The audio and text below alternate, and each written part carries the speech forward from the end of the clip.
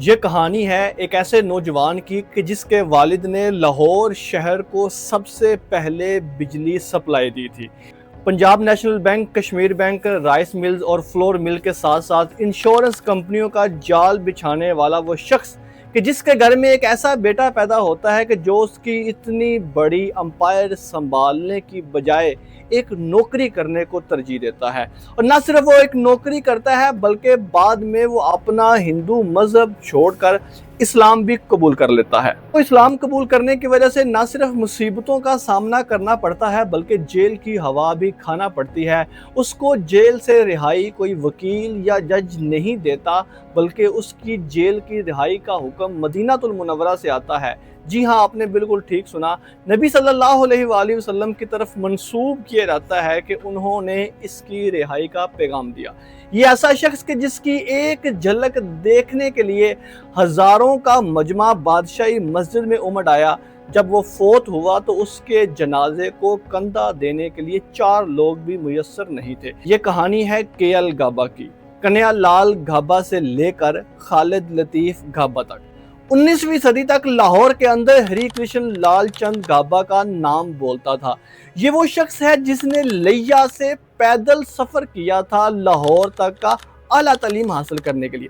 اس شخص نے اپنی نوکری کا آغاز ملتان کے اندر ایک معمولی کلرک سے کیا، لیکن اپنی ذہانت محنت کے بلبوتے پر وہ جلد ہی گھابا امپائر کا سربراہ بنا۔ یہ لال کرشن گھابا وہی شخص ہے جس نے لاہور کے اندر بجلی سپلائی کرنے کا سب سے پہلا ٹینڈر بھرا اور لاہور کے اندر جو سب سے پہلے بجلی گھر کا یونٹ لگایا وہ کے ایل گھابا کے والد کرشن لال گھابا نے لگایا تھا۔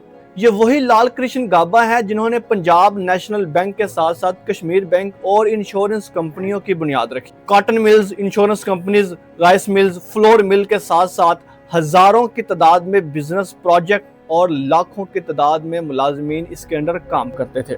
سال آتا ہے 1899۔ کرشن لال گھابا کے گھر ایک خوبصورت چاند سا بیٹا پیدا ہوتا ہے۔ وہ اس کا نام رکھتے ہیں کنہیا لال۔ باپ کو بڑی امید تھی کہ میرا بیٹا آگے چل کر میری اس امپائر کو نہ صرف مضبوط کرے گا بلکہ اس کو مزید وسیع کرے گا، لیکن قسمت کا کھیل دیکھیے کہ کرشن لال گھابا کا یہ وارث آگے چل کر ایک ایسا فیصلہ کرتا ہے جو نہ صرف کنہیا لال کی زندگی پر اثر انداز ہوتا ہے بلکہ اس کے ساتھ ساتھ وہ گھابا امپائر کی چولیں بھی ہلا کے رکھ دیتا ہے۔ کے ایل گھابا نے ایم اے انگریزی کیا، اس کے بعد وکالت کی تعلیم حاصل کی اور اپنے باپ کی حکومت امپائر کو سنبھالنے کی بجائے اس نے وکالت کا پیشہ اختیار کر لیا۔ کے ایل گھابا ذات کے اعتبار سے ہندو تھے، کشتری خاندان سے تعلق رکھتے تھے، لیکن اس کے ساتھ ساتھ ان کے مراسم مسلمانوں کے ساتھ بھی تھے۔ ان کے بہت زیادہ قریبی ساتھی شاعر مشرق علامہ ڈاکٹر محمد اقبال بھی تھے۔ اس کے ساتھ ساتھ ظفر اللہ خان، فیروز خان اور محمد علی بوگرا سمیت کئی ایک مسلم رہنماؤں کے ساتھ ان کے قریبی تعلقات ہیں۔ مسلمانوں کے ساتھ اٹھنا بیٹھنا چلنا پھرنا تھا، کھانا پینا بھی ان کے ساتھ تھا۔ اس کے ساتھ ساتھ کے ایل گھابا نے جب اپنے مذہب کے بارے میں تھوڑا جائزہ لیا تو وہاں پر ذات پات کا نظام نظر آیا۔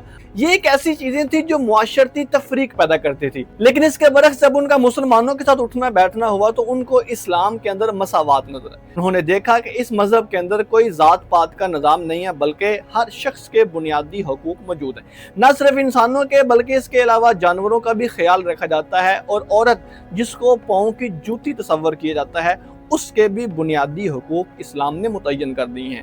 اگر بات صرف مسلمان دوستوں کے ساتھ رسم و رواج رکھنے کی ہوتی یا ہندو مت پر تنقید کرنے کی ہوتی تو کے ایل گھابا کے والد کرشن لال گھابا قبول کر لیتے، لیکن بات صرف ہندو مت پر تنقید کرنے اور اسلام کی تعریف کرنے پر ہی ختم نہیں ہوتی۔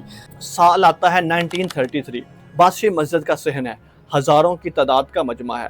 مسجد کی پہلی صف کے اندر علامہ ڈاکٹر محمد اقبال، ظفر اللہ خان، محمد علی بوگرا، فیروز خان سمیت بڑے بڑے لیڈر بیٹھے ہوئے ہیں۔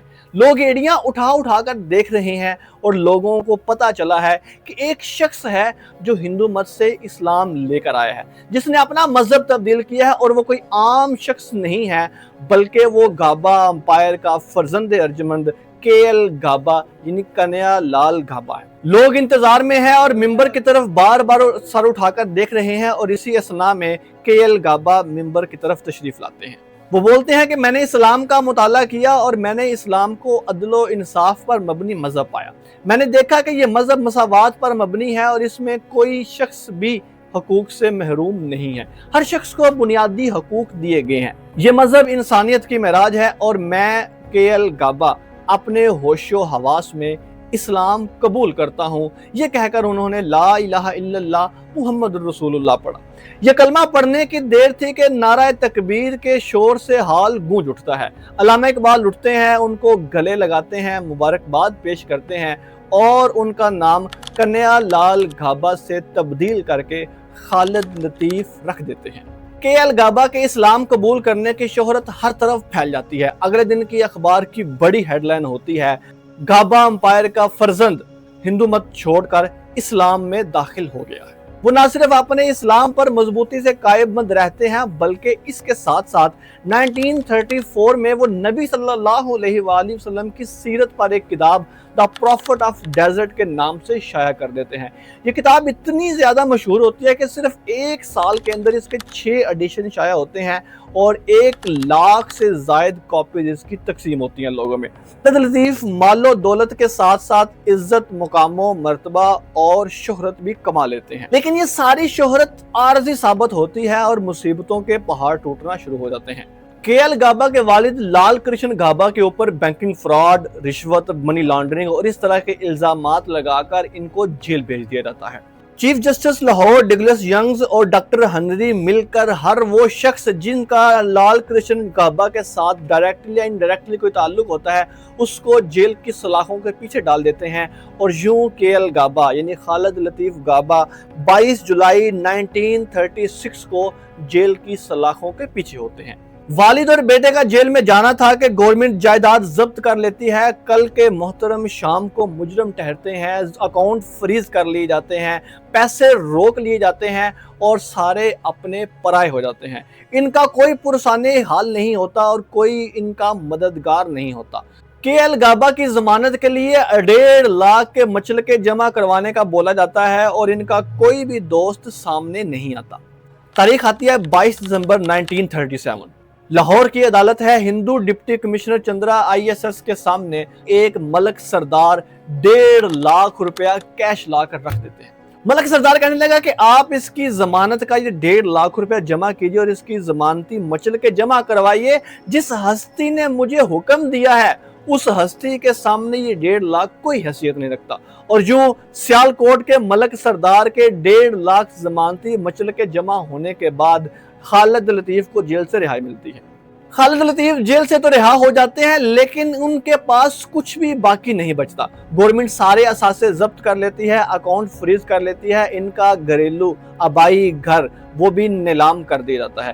ان کے قبضے میں جتنی بھی زمینیں، جتنی بھی جائیداد ہوتی ہے وہ ساری کی ساری اونے پونے داموں گورنمنٹ بیچ دیتی ہے، اور اسی دوران 1947 کا بٹوارا ہوتا ہے۔